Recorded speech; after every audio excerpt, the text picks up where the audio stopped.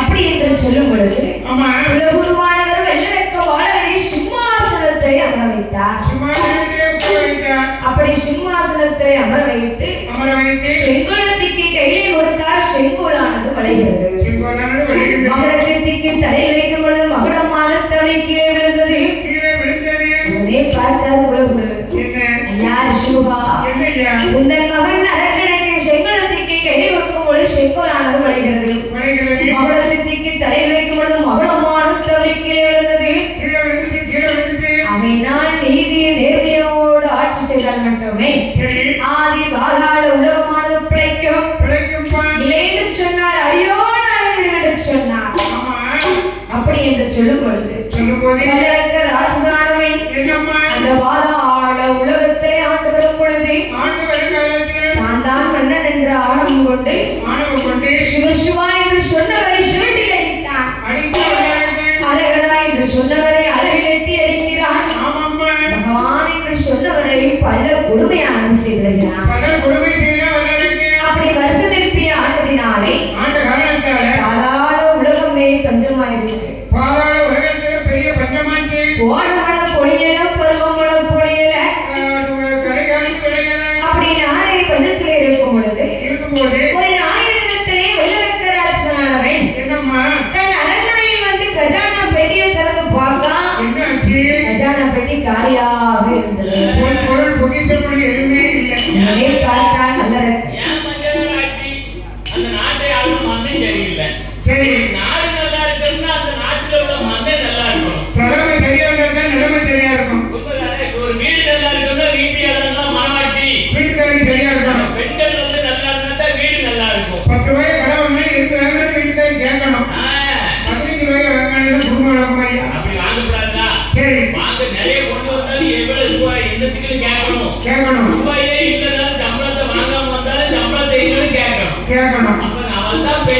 அதுதான் உண்மையான மனைவி. 500 ரூபாய் வீட்டுக்கு கொண்டு வந்தா சரி 400 ரூபாய் செலவு பண்ணணும், 50 ரூபாய் மிச்சம் வைக்கணும். சரி 50 ரூபாய் தர்மம் கொடுக்கணும். ஆமா, பெண்ணா கணக்கு இது வந்து முக்கியமா கடமை கடத்திக்கணும். இது கரெக்டா சரி இல்லாதவங்களுக்கு கொடுக்கணும். 50 ரூபாய் ஒரு நாளைக்கு தர்மம் பண்ணணும். சரி அப்பதான் மறுநாள் நம்ம வீட்டுக்கு 1000 ரூபாய் வேலை கிடைக்கும். அதே போலவே சரி வெள்ளரக்க ராஜனானவன் ஒரு நாளிடத்திலே கஜானா பெட்டியை திறந்து பார்த்தான். கஜானா பெட்டி காலியாக இருந்தது.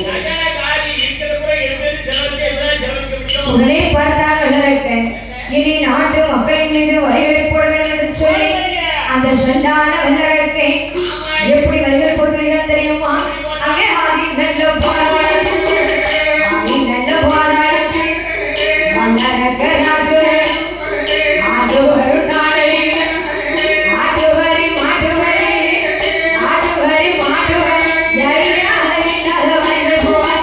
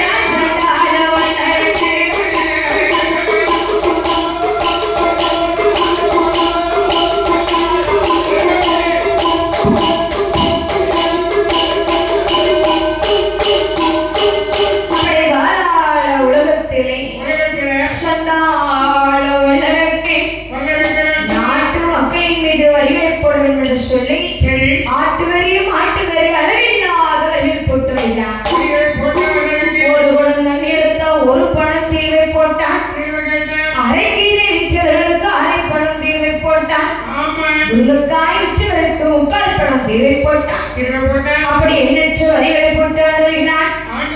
அப்படி அத்தனை வரிகளை போட்டும் சண்டாள வெள்ளரக்க ராஜனுக்கு கஜானா பெட்டி நிறையவே உடனே பார்த்தான் வெள்ளரக்க, நீ 56 தேசங்களிடத்துல சென்று கப்ப பணம் வேணும், இரிஷா பணம் வேணும், ஏவல் பணம் வாங்கணும், பகுதி பணம் வாங்கணும்.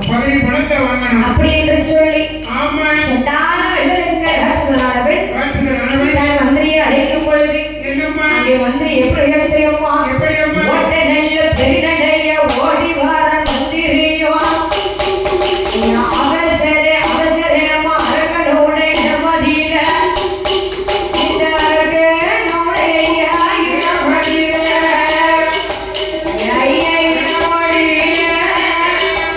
அங்கே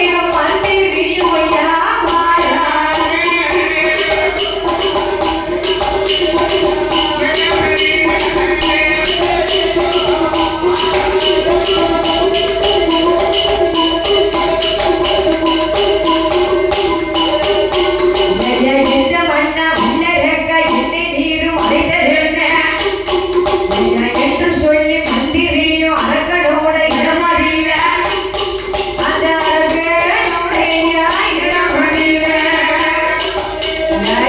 இடமறியில அங்கேயும் மந்திரியும் யாது சொல்வார்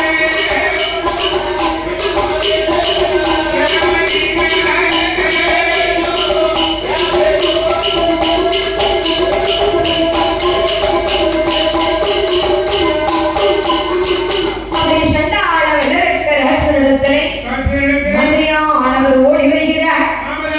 ஐயா மந்திரியே, ஐயா அண்ணா வல்லரக்கா என்ன அழைச்சல் வரும் ஐயா அப்படி என்று சொல்லும் பொழுது சண்டாள வெள்ளரக்கை சொல்கிறார், ஐயா மந்திரியே நீர் என்ன செய்ய தெரியுமா? 56 தேசம் இடத்துல சென்று கப்பு பணம் வேணும், இனிஷா பணம் வேணும், ஏவல் பணம் வேணும், பகுதி பணங்கள் எல்லாம் வாங்கிட்டு வரும் ஐயா அப்படி என்று சொல்லும் பொழுது அரக்கனோட வார்த்தைப்படி அரக்கனோட மந்திரியானவர் 56 தேசம் இடத்துல இருந்தார். அப்படி 56 தேசம் இடத்துல வந்து ஐயா மன்னர்களே நான் யாரு தெரியுமா? நான் யாரு தெரியுமா? பாதாள உலகத்தை ஆண்டு வரக்கூடிய வல்லரக்க ராட்சசோட மந்திரி இருக்கு ஐயா. ஐயா இங்க பாருங்க, நாடே பஞ்சத்துல இருக்கு.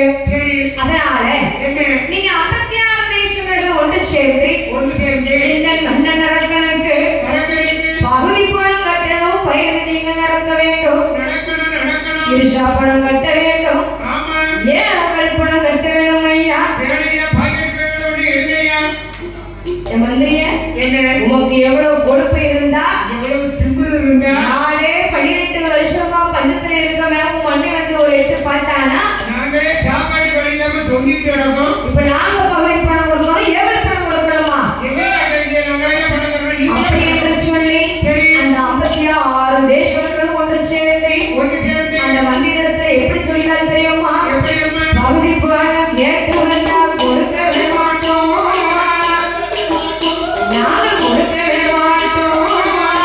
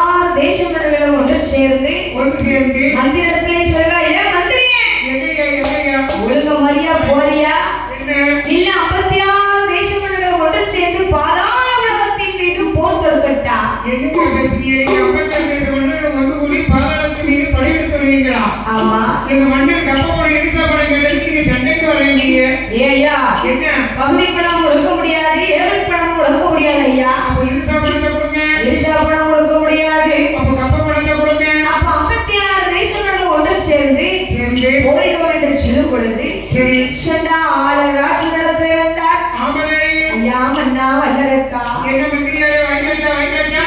நான் சொல்றதை நீங்க கேளுங்கய்யா. சொல்லுங்க ஐயா. உங்களுடைய வார்த்தைப்படி சரி 56 தேசங்களிலே கப்ப பணம் கேட்டேன், ஏழை பணம் கேட்டேன், இருசா பணம் கேட்டேன். 56 பேர்ல எத்தனை பேர் தந்தாங்க? 10 பைசா கூட எவனும் தரலையா. இவரு தரலையா? இவர் தரலையே. அவர் தரலையா? தரலையே. அப்ப என்ன சொன்னாங்க?